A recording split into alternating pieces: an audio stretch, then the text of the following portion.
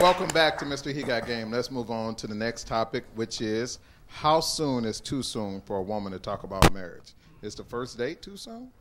Let's go with James. I would hope that that was not the question on the first date. But, I think, with anything, everything takes time.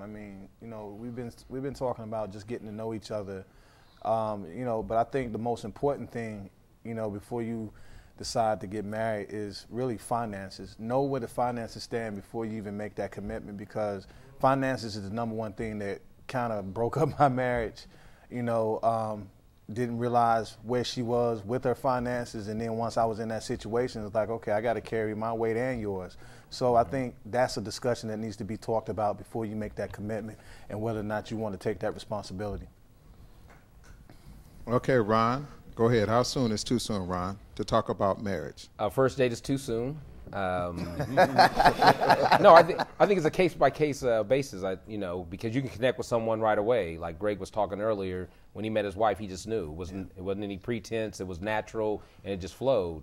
But I think you have to be open with it, and you need to speak on the finances, how we're going to do this. One of the things I always ask my married friends are, since both of you guys came into a working, how do you do your money, Do you put it in one bank? Do you have your account and you drop some, have a home account and you have your own? So I think you just have like some deep conversations before you even remotely even start talking about marriage.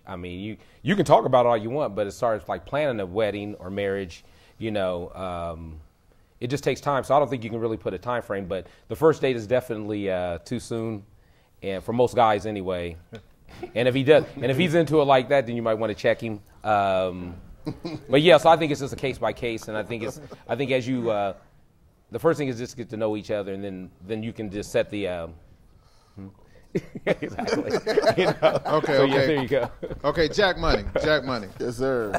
You've recently been married, thanks to me, the introduction. You know what I'm saying? But how soon did you and your wife talk about marriage? I say within a year, the first year, but you got to take into consideration, me and my wife had been around for a while. We've been to the circus, we've seen the show, we've been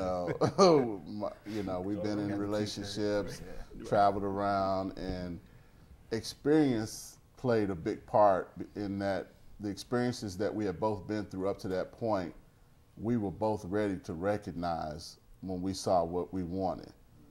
So we didn't have any, not to harp on the 90 days period, we didn't have the rules and all of these structures. It was two mature people coming together, and it was like, okay, I've been looking for you for a long time. Yep, I've been looking for you too. So we knew right away. That's not always the case though. Too soon is a lot of women come into a relationship or a date, with marriage on the mind. And that's cool, but you don't need to start waving that flag and, showing rings and, having wedding books out all over the house and all of that. You're going to scare the guy away. Your colors picked out. Look for a commitment first. Don't look for a marriage and a ring, and stop watching them Jared commercials and worrying about how big your ring is going to be. It's Christmas time. And, Unless he's rich. If he's rich, they look real quick. You know what I'm saying? Be rich. Okay. It's a gradual thing, though. There's no set time, but, I wouldn't just bring it up within the first, couple of dates or the first 6 months or to a year. But it's a case-by-case basis. But if you bring it up too soon, you'll know it because he'll stop calling probably. Okay. Let's get to Hamilton of Powerhouse Ministries. I left that out. Let's get this spiritual response from you, Hamilton. I'm going to be honest. I'm going against the grain, and I want to know soon. And hear me out. The reason I say that is because I want that person that I'm talking to know that my eventual goal is to get married, and I'm not looking just for casual dating. I'm not saying that if I say, I would like to get married one day, I'm not saying, hey, you're the one, we're going to get married. I just want to distinguish that, but I am letting that person know that I'm looking for something serious versus just looking around just to be a serial dater. So yes, personally, I do want to have that conversation up front because I don't like wasting people's time. I'm not going to waste your time. I'm sure not going to let you waste mine. So at least I let that expectation out and say, you know what, my eventual goal again is to get married. It's still going to take some time for us to get to know each other. I'm not saying we're going to Jared tomorrow, but that's my goal. And if you don't have it, like you said earlier, if we're not honest like that up front, and your goal is just to date, then we might as well just go ahead and go our separate ways and just keep it moving. Versus me wasting your time, and I'm thinking one thing and you're thinking something different. We're not going to do it. Okay. Let's get to the next question.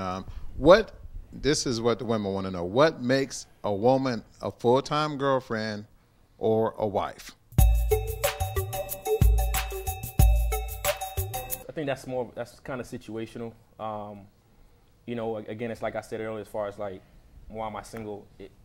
To just be a full-time girlfriend, for me, I take relationships very seriously. I don't just meet someone, then I make any chick my girlfriend. So if I'm in a relationship, I'm thinking that this person has the potential to be more. Again, we're all kind of old up. We're all up there, and I guess for me, I have 2 daughters, so I'm not about wasting time. So I want to know certain things from jump. If you're just casually want to date, you have no goals, no visions, no dreams, no aspirations, you're just eventually just going to be a friend. I'm not even going to make you a girlfriend. If anything, you're just going to be a friend that's a girl, and that's it.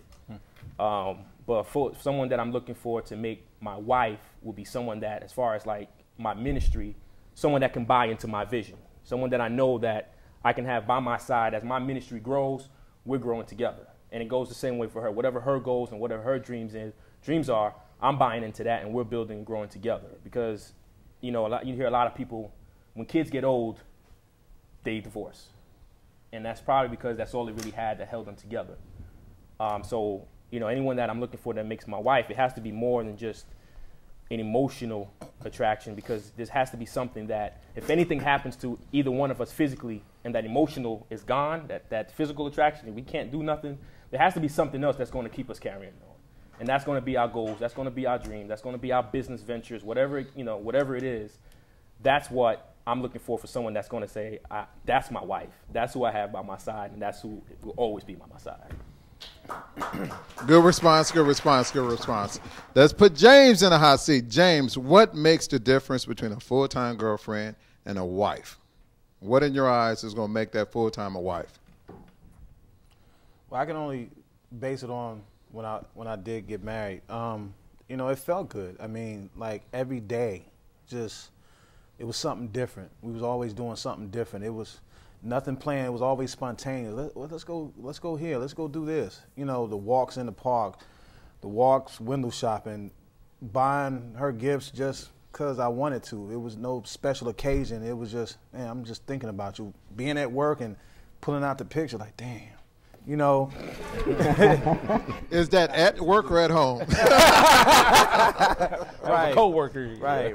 But, when I'm feeling like that and I'm thinking about your well-being and if you got home safe and you got to work safe and calling you, hey, it's getting ready to rain, be careful, drive safe, then I'm developing emotions for you, and I'm getting to a point where I want you around me. I want you in my life. And if that's consistent enough, then I'll put the ring on the finger. That's no question. You know what I mean? And then too, being that I don't have any children, if you can bring me, we can bear children. That's important too. I want to one day have a family and raise kids. So if you can provide me with that opportunity, then you got me. Okay, James said well-being, thinking about her. That's called whip appeal, what Babyface said. Exactly. Right. All right, let's go to round. What distinguished that full-time girlfriend, and we got to get you to the wifey stage. Yeah, that's what I was saying. I haven't experienced the wifey stage, stage. so I'm tired of the full-time girlfriend thing. So, no, I think it just goes back to what pretty much everyone was saying, and I said earlier, is just like just meeting that one, and and I'm a romantic, so it's one of those things where when I see her, I just want the heavens open up, or or the dance floor, and yeah, exactly. Right. But No, but I think it's just that person that you really connect with, that makes you laugh, you make them laugh, and you just want to spend time with them. And I've had some of those in situations, but not everything I need. You know, it's just one of those things where, you know, if you don't get to know each other and you don't understand and you don't talk about certain things like you know, finances and things like that, but what makes the difference is just that connection. I mean, you know, if you're going into it for the casual sex aspect of it, then she's going to be a long-time girlfriend. But if you just have a lot of things in common, you know, you like some of the things you like doing you know, just doing social stuff together, just being around each other, just simple as that. And I think that's the difference between the girlfriend and the wifey. All right, we're going to go to the next question. Next question is, we got to get to the foundation of relationships. So what are the responsibilities of a man in a relationship? James, we're going to hit you up. What are the responsibilities of a man in a relationship? I mean, when you define a man is a lot of things. He's a provider. He's a protector. You know, if kids are involved, he makes sure that they go to school, that they get home from school, that he help them with the homework, bathe them, feed them.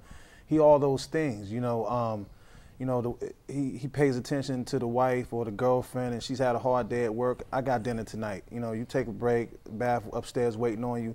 You know, being considerate, being mindful, being intuitive. You know, that's what a man brings to the table, a real man at that. You know, not being condescending, not being disrespectful. If it's a disagreement, it's a disagreement, not derogatory. I'm cursing you out, calling you out your name. We just having a disagreement. You know, I don't have to hate you after that and slamming doors and all of that. That's not even necessary. You know, that's what I feel a real man is and what they can bring to a relationship. All that other stuff is immaturity. Yeah. Okay, we got Greg Jackson. Greg, you're married, so let's hear some of your responsibilities as a man in a relationship.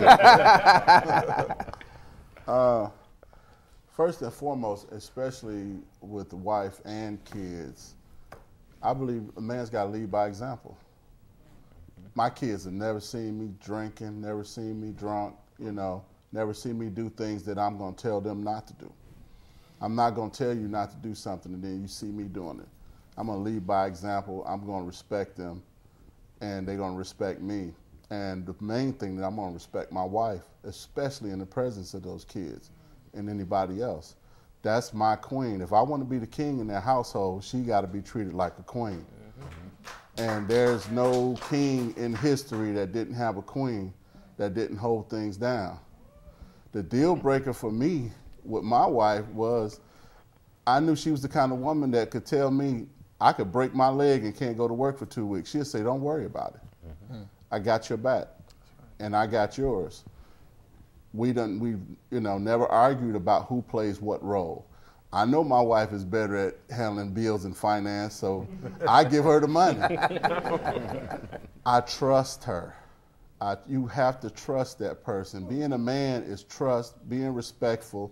I never put my hands on her, never be, like he said, say anything derogatory, never disrespect you, no matter whether we're arguing or talking or whatever disagreement we may have.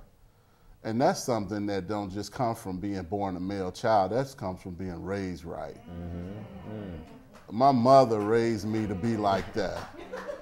So that's not something that you could, ladies, don't expect Junebug to be that respectful if he wasn't raised that way. He may not know any better. So every man's not going to be like that. But for me, that's, the greatest aspect of being a man is lead by example and respect. Okay, we're going to move on to Ron. But before we move on to Ron, Greg, we want to know, you taking out the garbage, walking the cat, the dog, you know what I'm saying? You scrubbing tubs around the house? What is some of your responsibilities? Do she say, hold on, go change that ceiling fan for me real quick. Make up the bed before you go to work. But Ron, go ahead, hit it up. What are some of the responsibilities when it comes to being in a relationship of a man? Provide, protect, and praise. I mean,